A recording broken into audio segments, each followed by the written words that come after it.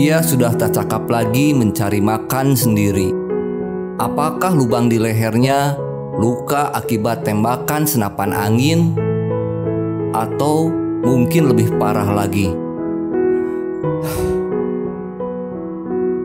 Temanku semua, sebelumnya mohon bantu channel si Cimeng goes to 100,000 subscribe, karena dengan 100.000 subs, si Cimeng bisa membantu teman-temannya lebih banyak lagi. Juga kru si Cimeng bisa lebih produktif, sehingga konten-kontennya berkenan di hati teman-temanku semua. Persiapan street feeding ke arah mentari terbit sudah siap. Iya, arah timur terlihat cerah. Saat lewat persimpangan, saya mampir ke sebuah pet shop. 3 langkah menuju pintu masuk toko, mata saya tertuju kepada seekor kucing tua yang seperti sedang menunggu tuannya di depan toko itu. Karena penasaran, saya pun menanyakannya ke dalam. Menurut keterangan salah satu karyawan pet shop, kucing tua itu selalu datang setiap hari saat toko buka dan ikut bubar bareng dengan karyawan saat toko ditutup.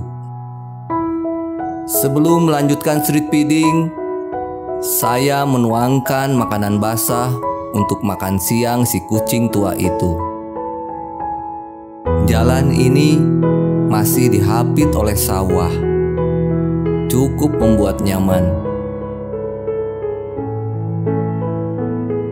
Hampir saja saya melewati kucing kurus renta ini. Untungnya terlihat sekilas mata di muka sebuah gang. Antara curiga disertai godaan aroma makanan kucing yang lezat, ia seperti galau saat kamera kami merekamnya. Peduli amat. Yang penting saya makan enak siang ini. Saya melihat ada kucing oranye di seberang jalan. Gimana ini? Kucing itu malah nyebrang balik. Setengah berlari, saya menuju kucing itu karena saya takut tersenggol laju kendaraan.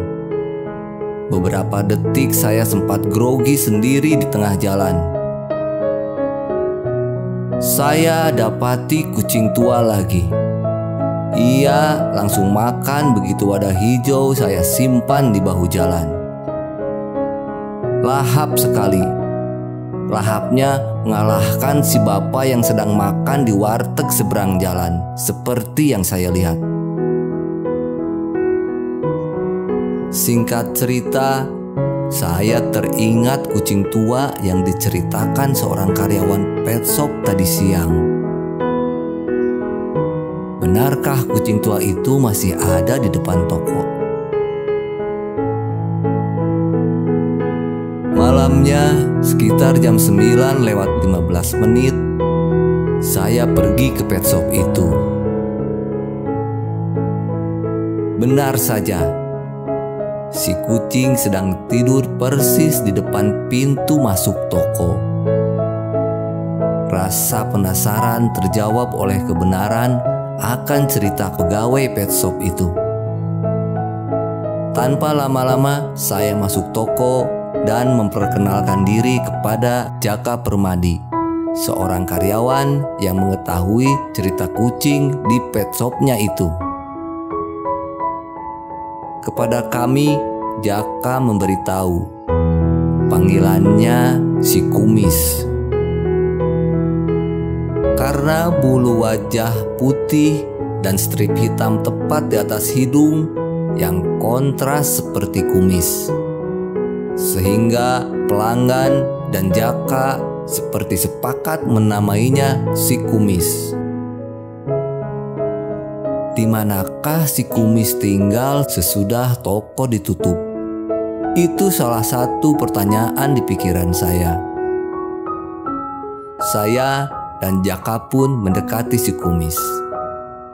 Kata Jaka, si kumis sudah pikun. Jalannya sudah tidak normal lagi. Namun, saya kaget dan sangat ngilu ketika Jaka membukakan kulit leher si kumis. Saya melihat jelas ada luka dengan lubang cukup dalam. Jaka pun tidak begitu yakin dengan penyebab luka di leher si kumis. Malam sudah larut. Saya berpamitan kepada Jaka. Jikalau esok atau lusa masih ada, saya akan mengabarkan kepada teman semua di mana si kumis tinggal setelah rolling door toko itu ditutup. Dan saya akan mencari tahu apa penyebab luka dalam di leher si kumis. Semua makhluk hidup, termasuk manusia, tidak dijamin bisa hidup sampai tua. Tua, muda, anak kecil, hanyalah sebuah predikat akan durasi waktu hidup kita sampai detik ini.